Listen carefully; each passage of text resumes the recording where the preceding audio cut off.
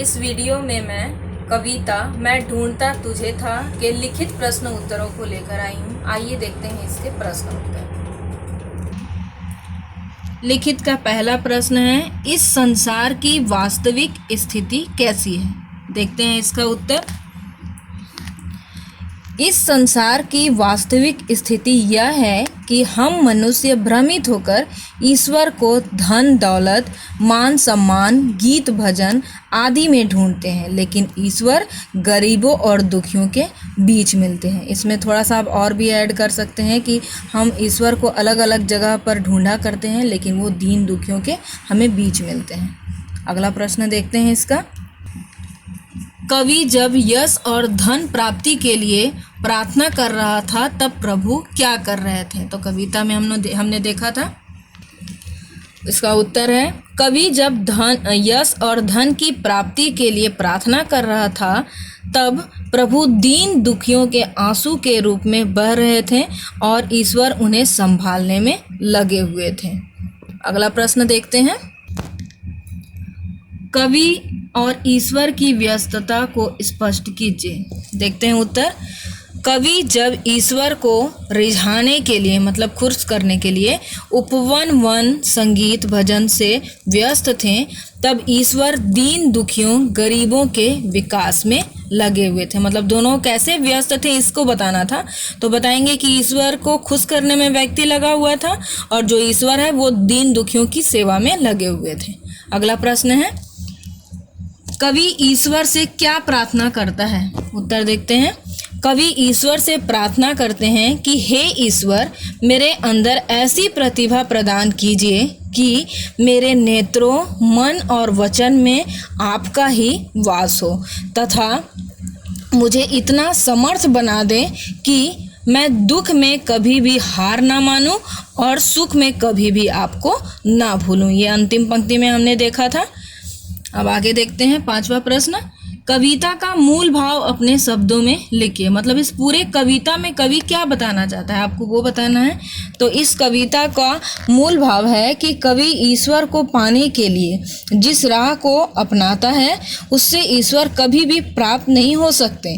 कविता में ईश्वर को पाने के लिए दीन दुखियों तथा बेबस इंसानों की सहायता करने को कहा गया है। कविता में कवि ईश्वर से दुखों को सहन कर पाने की शक्ति मांगते हैं तथा बेचैन मन को शांत करने की प्रार्थना करते हैं। मतलब पूरे कविता से बताना है तो ये उसका पूरा भावार्थ हो गया, इसका मूल भाव हो गया। इसका आगे भाव स्पष्ट देखते हैं। हे दीन बंधु, ऐसी प्रतिभा प्रदान कर तू, देखूं तुझे दृगों में, मन में तथा वचन में। इसका पहले जैसे कि आपको पता है कि हर कविता का पहले हम लोग प्रसंग लिखते हैं, तो पहले प्रसंग बताएंगे। यह पंक्तियां हमारे पाठ्य पुस्तक अमृत हिंदी पाठमाला से ली गई है। इसका शीर्षक मैं ढूंढता तुझे था है। इन पंक्तियों में कवि ईश्वर के लिए अपनी भक्ति का गुणगान कर रहे हैं। इसकी व्याख्या देखते हैं। कविता की इन पंक्तियों में कवि कहते हैं कि गरीबों के देवता, आप मेरे अंदर ऐसी प्रतिभा प्रदान करें जिससे चारों तरफ आप मुझे दिखाई दें। आप मेरी आँखों, मन और वचन हर तरफ हों। मैं जिधर देखूं बस बस आपका ही वास हो, बस आपका ही वास हो। ये होगा। आगे देखते हैं सेकंड वाला देखिए। बेबस गिरे हुए के तू बीच में खड़ा था, मैं स्वर्ग देखता था झुकता कहाँ चरण में। देखते हैं पहले इसके व्याख्या को। प्रसंग आप लिखेंगे, इसकी व्याख्या को देखते हैं। अब हम व्याख्या देखते हैं। इन पंक्तियों में कवि बताते हैं कि ईश्वर दीन दुखियों और गरीबों की मदद करने में लगे थे, लेकिन कवि उन्हें ईश्वर के लोक स्वर्ग में ढूंढ रहे थे। कवि की नज़र उन गरीबों पर नहीं पड़ रही थी, अर्थात वह केवल ईश्वर के बारे में ही सोच रहे थे। आगे इसका भाषा बोध देखते हैं। भाषा बोध में देखिए आपने उपसर्ग पहले पढ़ा हुआ है, पहले उसी के बारे में बताया जा रहा है। यहाँ हम खा वाला देखते हैं। नीचे कुछ शब्द दिए हैं, उनका वह रूप लिखिए जिससे आप परिचित हो।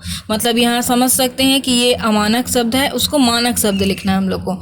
जैसे चरण लिखा हुआ है तो चरण लिखेंगे, मगन है तो मग्न होगा, कदर है तो कद्र होगा, किरण है तो किरण होगा। इसका शुद्ध रूप ये होता है, तो ये लिखेंगे। निम्नलिखित के विलोम लिखिए। उत्थान का पतन होता है, उत्थान मतलब उठाना होता है, पतन मतलब नीचे गिरना होता है। स्वर्ग का पता है आपको, नरक होता है। सभ्य का असभ्य हो जाएगा, मान का अपमान हो जाएगा, सुयस का कुयस, समर्थ का असमर्थ, ये हो गया। थर्ड वाला देखते हैं। निम्नलिखित के दो दो पर्याय लिखिए। दृक् का नेत्र, नयन, लोचन, आप कोई भी दो लिख सकते हैं। कष्ट का लिखेंगे दुख और पीड़ा। इस तरह ये पाठ 12 के प्रश्न उत्तर पूरे होते हैं। धन्यवाद।